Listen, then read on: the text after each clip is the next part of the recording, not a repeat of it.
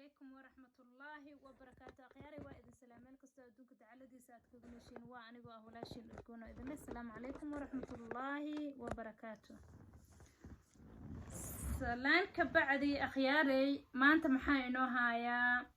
بليز هدا يقول عسبتهين لايك يشير يسبسكرايب يسار دهوري إلي جوكتين لايك يشير إن شاء الله شير قرايا مركو إذن سو قارا عجلة دادو رب رالك نقصي أي dad badan waa arkaan oo qisooyinkan soo gelinaya ay u dhageystaan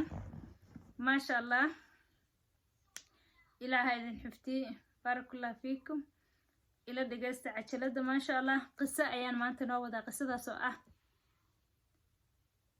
muxuu ahay to nin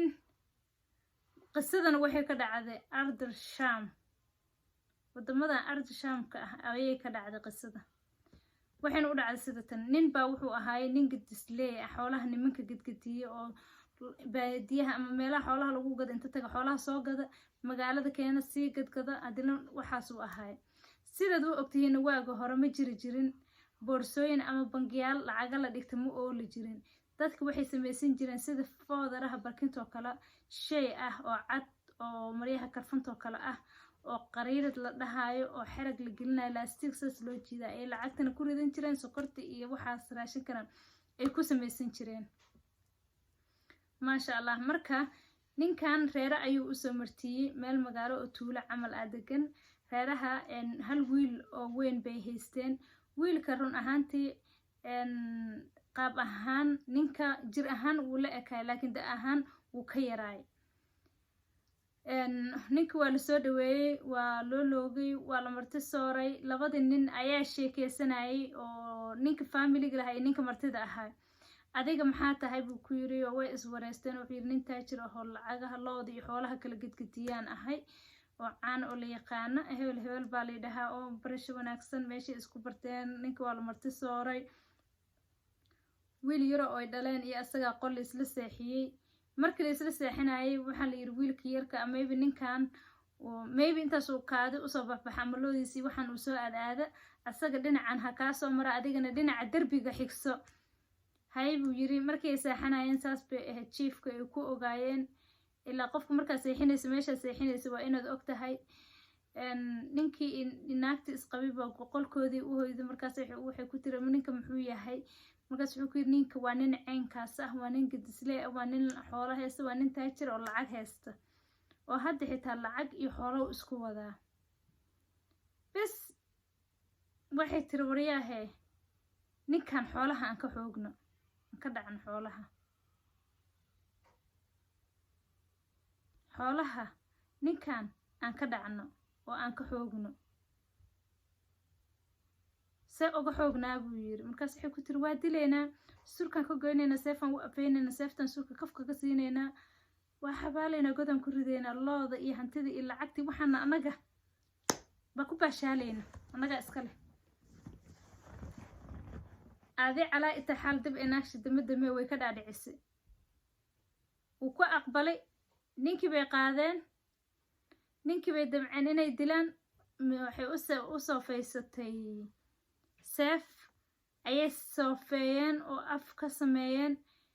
habeen barka markay aheeda ninkii hurdud waqtiga ugu fiicneed la maraya ninkii loo imaaday kunbe wiilkoodii dhinaca shisho jira dhinaca soko soo maray ninkii baa dhinaca shisho jira warna kama hayaan marada le gab wajiga lagaga siiyay surka le gaf laga siiyay meesha ila waa mugdi sababtay waaga hore nal ma jiri jirin faynuusna ma jiri jirin qoryo dib ah oo holcaya guriyaha lagu iftiinsan jiray dabcan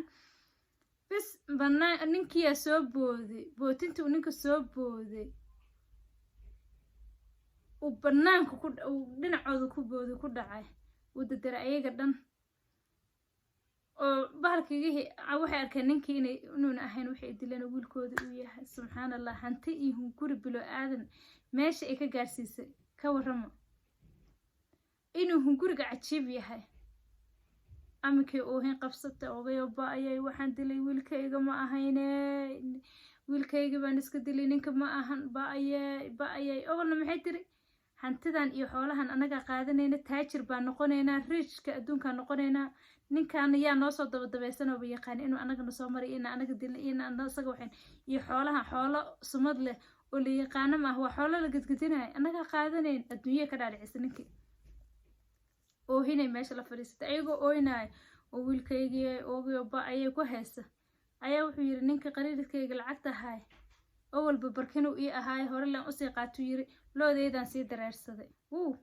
ayagoo barta oo ooynayaan ka tagay buu yiri marka yacni hanti adduunyo inayna waxba sheegaynin taasa camal tasku qofku ilaahay tiis geliyana uu dhimanaa qofku ilaahay uu nimceeyana nimcadiisa uu galay qisadaas waa qisadaas qisada kale waxay tahay wiil yar oo 15 jir ah 15 sano ilmaha jira ah ayaa waalidkiisa baari buu ahaa halka wiilka ayayna ilmo ka dhaleen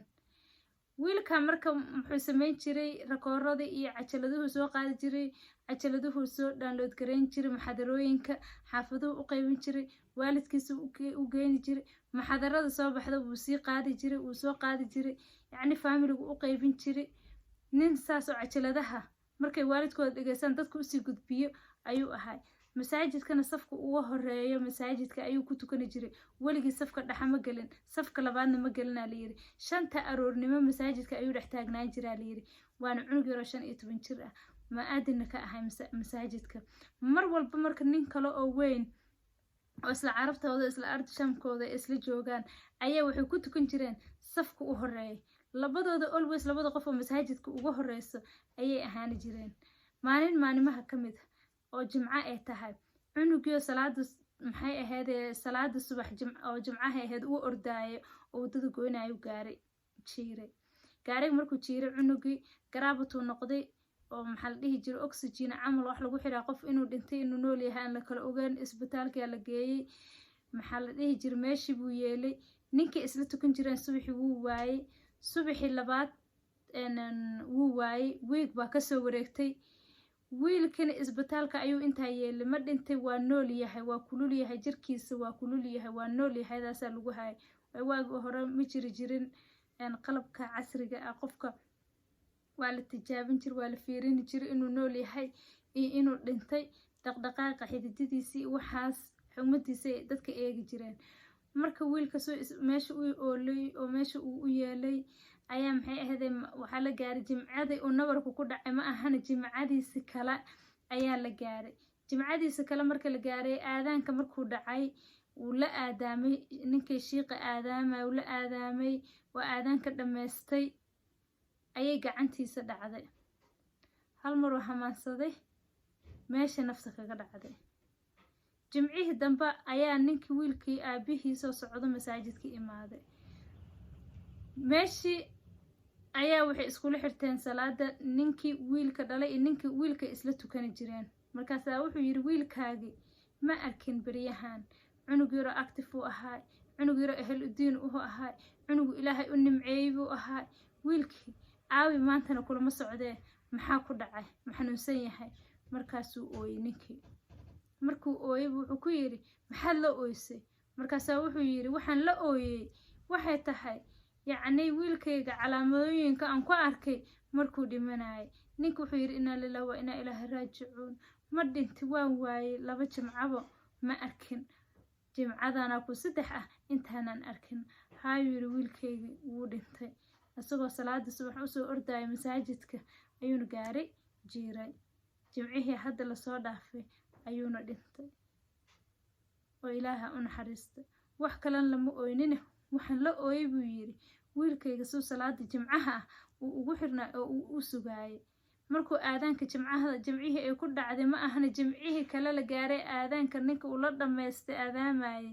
ayay nafta ka dhacday marka calaamooyinka lii tusay oo aan la ooyay marna aan la farxay ayay ka mid tahay oo walba saqiir u ahay saqiirka aqra allaha ka dhigay cunuga ehel diin ahay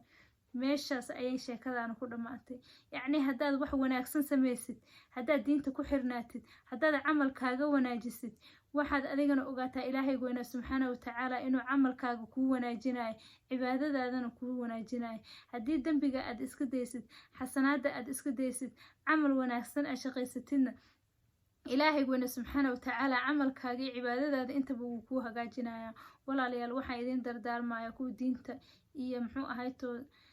diintooda iyo camalkooda ilaahay uu hagaajiyey allaha inaga dhiga waxaa kaloo noo dardaarmaa kuwa gafkooda iyo geeridooda inuu ilaahay u kulminin na allaha naga dhiga oo gafkanaga iyo geeridanada ilaahay ma kulmiye walaalayaal insha allah bililaahi kariim intaan hawada ku kulmi doonana waxaan idinkiiga tagayaa assalaamu calaykum waraxmatullaahi wabarakaatuh